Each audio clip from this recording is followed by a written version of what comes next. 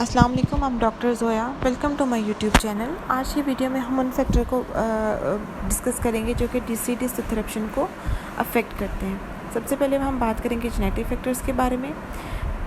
Family history और genetic factor जो है वो बहुत ज़्यादा रोल प्ले करते हैं बच्चों के इंटरप्शन में और उनके सीक्वेंस में और उनके टाइमिंग्स में, कि बच्चों में किस तरह से किस वक्त जो है वो और किस पैटर्न से दांत निकलना शुरू होंगे।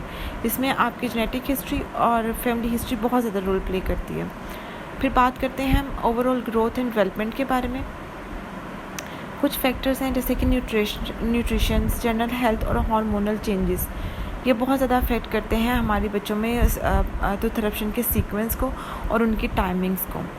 फिर बात करते हैं जेंडर की, जैसे कि जो बेबी गर्ल्स होती हैं इनमें interruption as compare to baby boys जल्दी हो जाती है।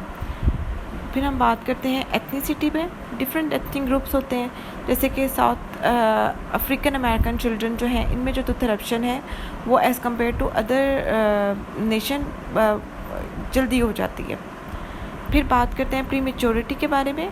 प्री मेच्योर बेबीज़ जो हैं ये एक्सपीरियंस करते हैं कि इनमें जो है तो इंटरप्शन थोड़ा सा डिले होती है as compare to full term babies, क्योंकि उनमें अभी ग्रोथ का जो पैटर्न है वो टोटली तौर पर या मुकम्मल नहीं हुआ होता, कि नॉर्मल ग्रोथ पैटर्न फॉलो नहीं हुआ होता। तो जो प्री मेच्योर बेबीज़ हैं वो फुल टर्म बेबीज़ के कंपैरेटिवली थोड़ा सा इनमें जो है ना तो इंटरप्शन में डिले देखा जाता है। फिर कुछ ऑरल हैबिट्स आ जाती हैं, जैसे कि थम्स अप करना, पेसिफर्स के यूज़, ये बहुत ज़्यादा रोल प्ले करते हैं बच्चों के सीक्वेंस और इंटरप्शन की टाइमिंग्स में।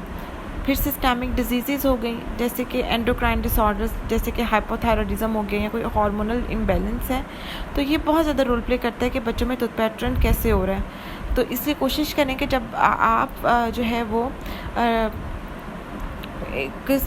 थोड़े टाइम ड्यूरेशन के बाद अपने बच्चे में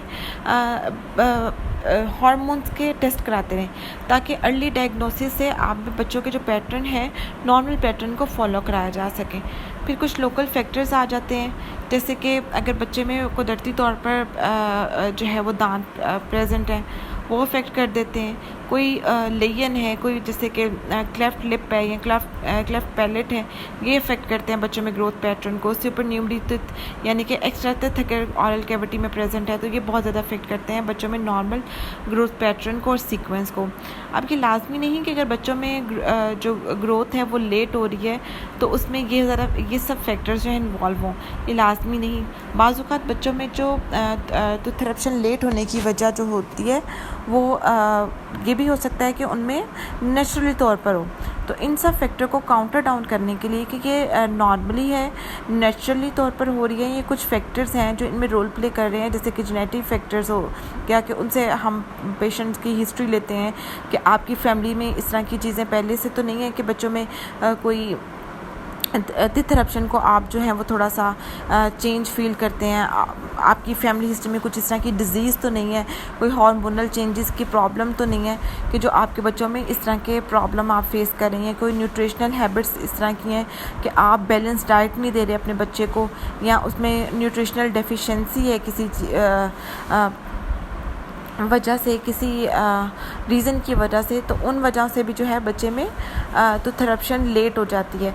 तो इन सब चीज़ों को काउंटर डाउन करने के लिए कि ये चीज़ें नॉर्मली हैं या इनमें कोई वजह है, कुछ फैक्टर्स इन्वॉल्व हैं, तो इसके लिए आपको चाहिए कि आप अपने डेंटिस्ट को रेगुलर विज़िट करते रहें, ताकि बच्चों में नॉर्मल तो पैटर्न को, नॉर्मल सीक्वेंस को जो है ना वो मेक श्योर किया जा सके और नॉर्मल ग्रोथ पैटर्न को फॉलो किया जा सके।